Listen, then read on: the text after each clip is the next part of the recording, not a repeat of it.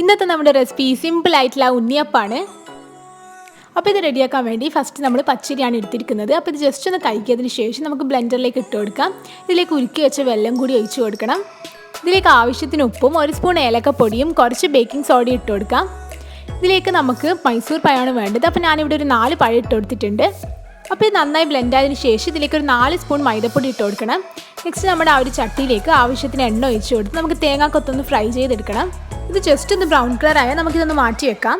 Next നമ്മൾ ആ ഒരു ബാറ്ററിലേക്ക് 1 സ്പൂൺ കറുത്ത എള്ളും നേരത്തെ ഫ്രൈ ചെയ്തിട്ട് തേങ്ങാക്കൊത്തിട്ട് നന്നായി മിക്സ് ചെയ്ത് കൊടുക്കാം. അപ്പോൾ നമ്മുടെ എണ്ണ ചൂടായാലും അതിലേക്ക് 1 സ്പൂൺ ബാറ്റർ ഒഴിച്ച് കൊടുത്ത് നന്നായി ഫ്രൈ ചെയ്തെടുക്കണം. അപ്പോൾ നല്ല തിരിച്ചും മറിച്ചിട്ട് നല്ല ബ്രൗൺ കളർ ആവുന്നതുവരെ വെയിറ്റ് ചെയ്യണം.